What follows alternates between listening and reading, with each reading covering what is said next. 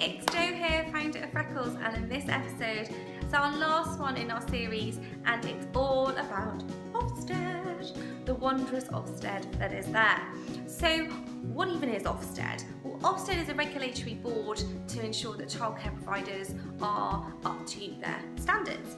And what this means is that if your company that you work for has a childcare voucher scheme or some other childcare scheme, the chances are that is going to be linked to Ofsted, which means that if you have a nanny, you can pay your nanny using that money that you get from your childcare voucher scheme. So, for example, if we go back to nurseries, so when your kid's at nursery, often you're able to pay with childcare vouchers, and that's because nurseries have a legal requirement to be registered with Ofsted. As a nanny, it's not a legal requirement. You don't have to be registered with Ofsted, and so it's an optional thing, but you need to have it in order to be able to access those funds from those childcare vouchers. So if you don't currently use childcare vouchers and you are intrigued to know more, speak to your HR department at work, and they should be able to tell you whether the company provides a scheme. It's quite common now for a lot of companies to do it, and it's basically a tax advantage. So certain money is put away and you can choose the amount into the childcare scheme that the company uses, and it's taken out pre-tax. So there's normally a tax saving on that, and so you get, your money just goes that little bit further. So definitely look into it. Now, if you have that pot of money there, and you want to start using it for your nanny, you need to get your nanny Ofsted registered, which is not difficult, but it's a bit slow and there's a lot of hoop jumping. So I'm going to help you out, and we'll figure out how we get through this right now. So the key things to think about are, first of all, Ofsted takes up to 12 weeks. I would err more towards the 12 weeks than the up to bit. So allow 12 weeks, which is a good 3 months from the moment you submit your application, and that's providing everything goes according to plan from submission. However, there's pre-work to getting your submission ready.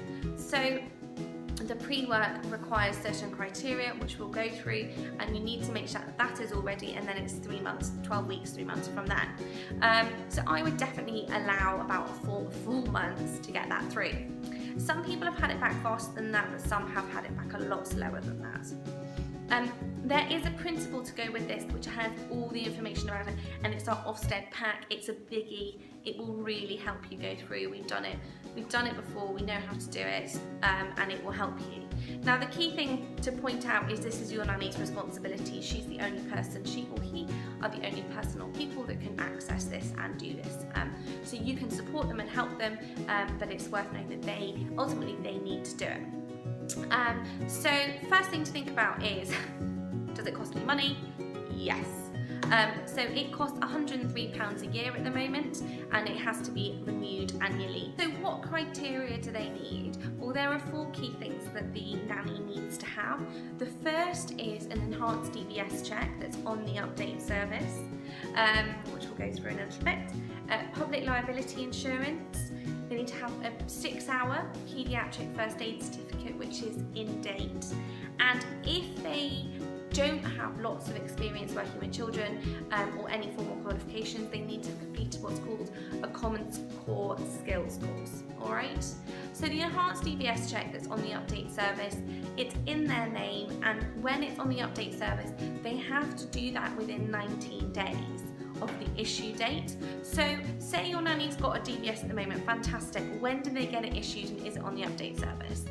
So how do you find out? Well, you need to go and check add a website address, and we will put that in the pack. So you go in, you log in, and you check the reference number that they have on their certificate, and hopefully that'll come up and it'll be like, woohoo, she's on the update service, and then you'll be dreaming.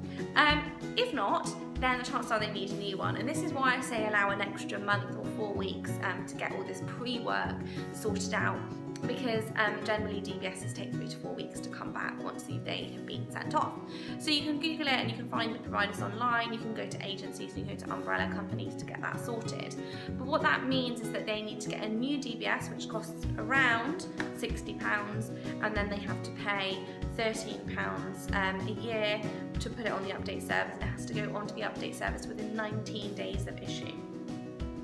Public liability insurance, that starts at about £65. There are some providers, we'll put those on the links, Morton Michael, Nanny Insure, that kind of thing.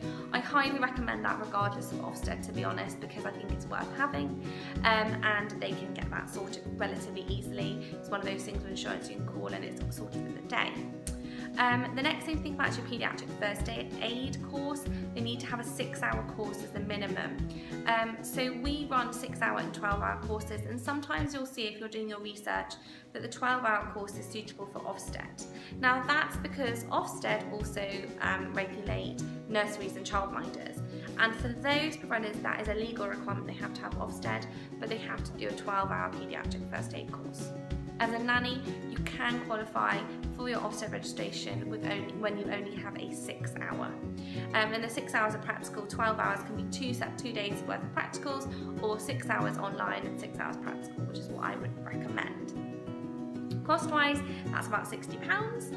And then the last thing to think about is the Common Core Skills course. So if they haven't got any formal nannying experience previously, or they haven't got much, then it's definitely worth you looking into getting your Common Core Skills course done. That basically is just some formal proof that they've got experience and they understand what is going on with children, basically. If they've gone to college and they've done a childcare qualification, NVQ, cachet, anything like that, if they've worked in a nursery, and if they've got a few years of nanny experience under their belt, then they will be fine. They won't need that. If you're concerned at all, I would err on the side of caution and just get it done so that your Ofsted application doesn't get returned. Once you've got all of those things and you've got photos and copies of all of that, then you need to go head over to Ofsted, and we'll give you the link as well, and you create an account, and this is your nanny. They create the account and they need to complete what's called a CR1 form. The CR1 form is the form specifically for nannies, and it requires quite a lot of information, but it's fine. Now the key things to remember is Ofsted, just for the sake of being complicated and confusing, don't refer to a nanny at any stage in the Ofsted process as a nanny. They call them a home child carer. So they are interchangeable terms, but you'll only ever see home child carer when you're looking at Ofsted stuff, alright? So don't worry, don't let it throw you. So you're completing the CR1 form, and it only takes about 20 minutes really if you've done all your pre-work, and you need to fill it in. So they need addresses, and the addresses need to be consistent with their DBS address, so that's something to note. And you have to be able to tick the box that said DBS on update service and then submit your certificate number, so it has to be done. Yes, I've got a paediatric first aid, yes I am Common Core Skills certified, yes I've got my public liability, and they won't ask it for it at this stage, but they will ask for it at a later date, so it's definitely worth make sure you've got it sorted, I always think. You then submit it and send it off, and normally it's about 2 to 4 weeks later you will get an email, the nanny will get an email, so they need to keep checking their emails, and from Ofsted requiring the payment of the £103. Now this is not guarantee you will get it, but it's a pretty good indicator, because if you haven't completed something, it will have flagged up and then you've got an email back saying this isn't sufficient or something like that. So at least you've got to that stage. You need to make sure they then pay, and the payment terms we'll talk about a bit at the end. But so now at this point you would make the £103 transfer, and then it goes back to Ofsted and they carry on assessing it and they keep going with all the checks. Hopefully then within the 12-week time frame from start to finish, from when you sent off your CR1 form, you will get, or the nanny will get an email saying, congratulations, you have made your Ofsted registration, and then get a certificate. They get a number, and that number is what's key to allowing them to access your childcare voucher fund, alright? So they need to do all of that. Now, if you can hit roadblocks and stumbling blocks with it if you haven't done the pre-work and you haven't made sure everything is sorted in advance. So I really would make sure, just add on an extra 4 weeks to make sure, add on that time to make sure you tick box everything at the beginning and then send it off, because else it returns, and trust me, it takes forever if that happens, and you have to go back to the beginning, and making sure things are congruent. So like the addresses and like the contact details, and just attention to detail is really important at this point. So when they get their registration number through and you all celebrate with joy and relief, that number, so for example, if your company use the childcare voucher company, say Edenred, then your nanny, Sophie Smith, let's say, is able to take her registration number, her Ofsted registration number, go to Edenred, create an account, and then she is able to, through varying ways, access the money. You are basically able to pay her using the money you have in the childcare voucher fund. And unless somebody has an Ofsted number, you're not able to use that money. So it can only be sent to somebody with an Ofsted registration number. So that's either your nanny, now she's got it, or a nursery, childminder, something like that. Some holiday clubs accept them, some can't. And for a lot of people, going through the processes, it's slow, it's expensive, and things, but it's really worth doing if it's going to if you're going to save way more than that over the time. So there are costs to think about.